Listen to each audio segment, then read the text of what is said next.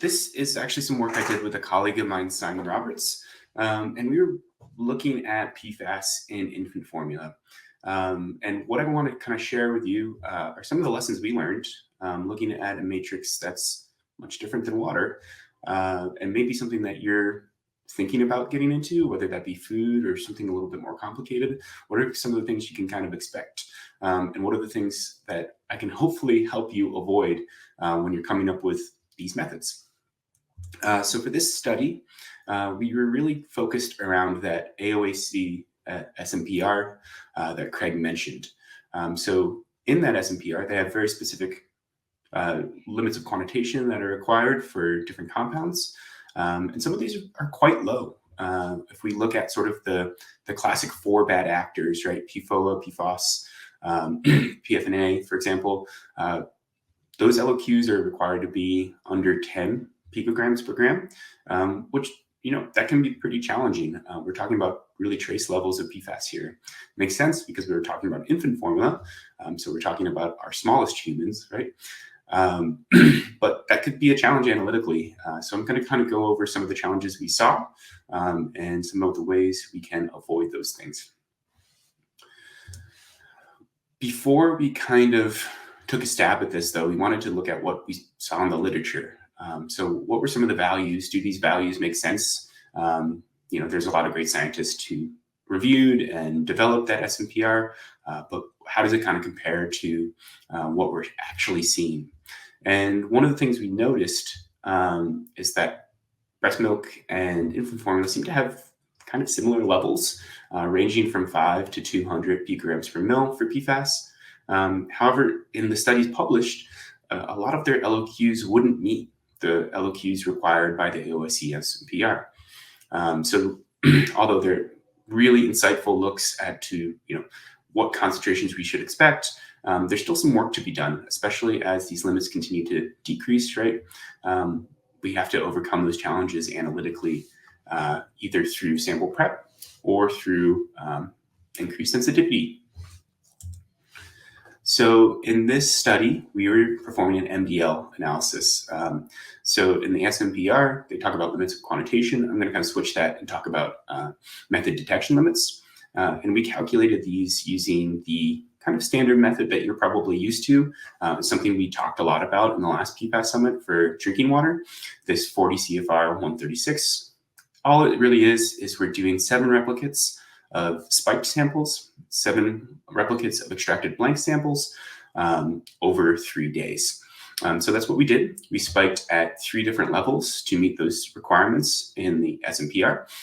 And we actually ended up having to use 2 matrices that I'll talk about. So why did we choose infant formula? Aside from it having the lowest limits in that SMPR, it also is pretty complex. If we think about what's just in infant formula, we're talking about things like proteins, we're talking about fats. A lot of these fats could be things like algal oil, which we know can contain relatively high levels of things like PFAS.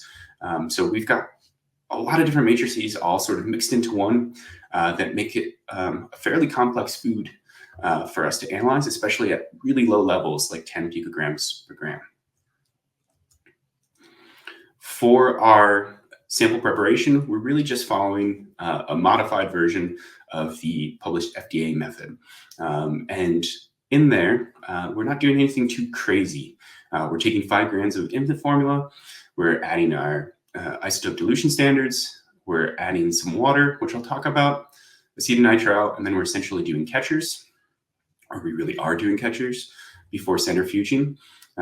In our process, we did DSPE. We also tried SPE.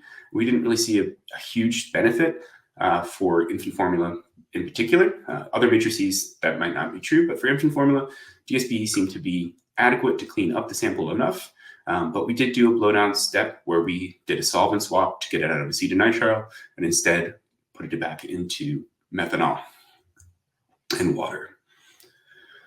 In addition to that, there's some pretty strict requirements for food that we really don't experience with water. So if we think about things like TDCAs, so Craig mentioned some of these interferences, right? And these can be pretty tricky. So in most methods, like the AOAC, SMPR, and others, right, we've got to separate these. So we have a couple options. We chose to separate them chromatographically. All of this data was run on a SCIEX 7500 LCMS system, so a nominal mass system. If we were using high resolution mass spectrometry, we could just use the accurate mass portion to sort of see through these interferences. But we chose to use chromatography since we're operating on our triple quad instrument. So to do that, we used some acetonitrile and extended our gradient, and that gave us plenty of separation from these acids that we know interfere with things like PFAS, since they have a similar parent mass and also contain a similar fragment mass. But what were the issues and what did we really have to overcome? And what we really had to overcome was contamination. From a sensitivity standpoint, the instrument we're using, the 7500, is plenty sensitive enough to hit those levels. In fact, we presented last time talking about hitting parts per quadrillion in drinking water, but now we're talking about a different sample prep, a different matrix, a more complex matrix. So what do we have to worry about when we think of contamination? And if you kind of go through that sample prep that I just showed you, or the FDA sample prep, we are doing really concentration steps, right? For example, we're taking the 15 mils of water and we're adding it to 10 mils of acetonitrile. So anything that was in that water, we're now concentrating into our acetonitrile. And we're doing that throughout the process, from our blowdown step to our solvent swap. In the end, we're talking about a concentration factor of about 7.5. And that means that we can't have any PFAS compounds, or at least not those really critical for, at a level of 0.22 picograms per mil in our solvents. And that's pretty challenging, right? Because it's not just in our water. We're worried about that in our acetonitrile, our catcher salts, our DSP. It's all adding together. So we had to break down our extraction step by step and see how we could eliminate those sources of contamination. So the first thing we did was look at our catcher salts. So here we have our instrument blank for PFOA, and everything looks good, right? There's really no detectable amount of PFOA in our system. When we do our extraction blank, so this is just simply taking that solvent, moving it to a falcon tube, and then running it, we see we've introduced a little bit of PFOA. Again, nothing to be concerned about, still plenty below where we need it to be. But when we then do our extraction using catchers and introduce those salts, all of a sudden we have a huge peak for PFOA. So we're getting contamination from those salts. The next thing we did was just, let's try a different batch. Let's try a different producer, for example, supplier. And when we did that, we still saw that contamination. So inevitably we have to eliminate this. And the way to eliminate this is we could either clean the salts, which we found to be very tedious and didn't really work well, or we could just try a bunch of producers. And that's what we ended up doing until we found a supplier that had clean catcher salts. In addition to that, we had to think about the water source. So for PFAS, for example, here's my instrument blank. And this is just the water source from the SPE portion. So the water we're adding, or I'm sorry, not SPE, the water we're adding for the catchers experiment. So instrument blank looks great. We tried DI water. That didn't really work. There was a ton of PFAS. That's okay. We weren't really going to use DI water probably. But here, obviously, this would be unusable for this type of experiment. So then we tried just our LCMS grade water. That makes sense. It looks good. We should be able to use this for our catchers experiment. And that would be true if we were just talking about PFAS. But we're looking at 34 different PFAS compounds, right? So what do the others look like? And we look at something like 6,2-F2S. So if you've been doing PFAS analysis, you probably know 6,2-FTS. It is sort of a trouble compound. It's one of those compounds that's almost like a mystery. You could have two analysts prepping the sample right next to each other using the same equipment. Everything be the same, and sometimes you'll just get a hit for 6,2-FTS. It's sort of this mystery compound that loves to show its head when you want it to, at the very least. But it's also pretty common source of contamination in things like consumables, et cetera. And when we look at it in water, again, huge peak for our DI water, not going to be usable. But we have that LCMS grade water, surely that looks clean. And unfortunately, it didn't. So we're in a scenario where we're kind of trapped. So we tried a ton of different waters from different suppliers and still really couldn't find one that would allow us to meet the low levels for things like PFNA, PFOA. So we ended up cleaning our extraction water. It was actually pretty simple. It sounds a little tedious, but it really wasn't bad. We used just a Strata XAW SPE column, something we'd use for drinking water. And we simply just ran large volumes of water through that column and collected it. So for our studies, we did about 2 liters, I think. And it took a couple minutes, but it really wasn't too tedious and allowed us to really hit these low levels. So kind of in summary, what did we have to do just to control contamination before we even moved on to doing our MDL experiment? Source of DI water, so cleaning that extraction water was crucial. Figuring out where the contamination was coming from in terms of the catcher salts. So locating new batches, et cetera. For some batches, for example, we had over 10 to 12 PFAS compounds at extremely high levels. Even some of the long chain acids were present. So they were obviously unusable. The same could be said for the DSP salts. We saw the same thing. So it was really finding a supplier that didn't have that PFAS contamination. And if we think about it, this is kind of makes sense, right? When we think about catcher salts, they're traditionally used for things like pesticides. And now we're using them for a different purpose. And they work great. But those producers, those suppliers, maybe didn't ever think that you would use them for PFAS analysis. So they may be unaware that there's even PFAS in some of these supplies and consumables. So it's something you will have to sort of go through and strategically eliminate or make sure that you're not introducing to your system. And then acetonitrile. We did the same thing with acetonitrile that we used in the catcher's experiment. We ended up finding that sigma hypergrade was sort of contained the lowest amount of PFAS for our needs. So that was great. What were the end results?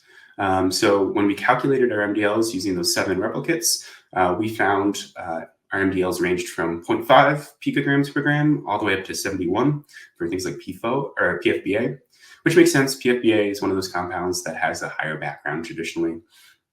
But 27 were under our 5 picogram per gram, and they're all under the required limit of that AOC SMPR. So that's perfect. The ones that were above that, it really wasn't a sensitivity issue. It's more a blank contamination issue, which for our purposes, we're still below that MDL, so that required MDL, so we didn't really care. That might not be the case for you. Maybe you want to continue to eliminate that contamination because you want to see lower, for example.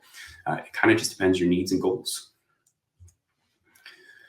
So what did the results look like? We have PFOA, PFAS, PFNA spiked into our hypoallergenic formula. Again, we used 2 different formulas, and you can kind of see why here. PFNA, for example, looked great. There's a small peak in the formula, but in our spiked 5 ppt PFNA, we've got a huge peak. We're not really concerned about that background contamination at that level. Same with PFAS, but PFOA, we're starting to encroach on a place where we might be a little bit concerned. And that's where we go to our second formula, which we used in SPIKE to sort of get a clean background or a cleaner background for PFOA. So that's something you can kind of probably expect, right? Whether you're talking about food, soil, any of the above, you're likely going to have to get a few different sources to get a truly clean matrix. And for our analysis, just as an example, here's PFAS. We have a great instrument blank. Our extraction blank looks good. And here just showing 2 different spiking levels where we can see, 5 ppt is well above our 0 ppt or extraction blank. We can definitely use this to do our calculation, and we did. So here's an example of what that kind of data would look like. So we would have our 7 replicates, again, run on 3 separate days. This is just an example of 1 spiking level. So this would be the 5 ppt. Up top, we've got that extraction blank. There's some in the extraction blank, not a concern though for this experiment. There's very little in the hypoallergenic baby formula. You can see that peak almost decreases a little bit because there's probably some suppression there. And then if we look at our CV for our 5 ppt spiked, we've got an excellent CV of 3.5. Perfectly good data for us to use to calculate those MDLs. But what else was kind of challenging in these types of matrices? So we've talked about interferences, we've talked about contamination. What else do we need to worry about? And there are some things like isomers, right?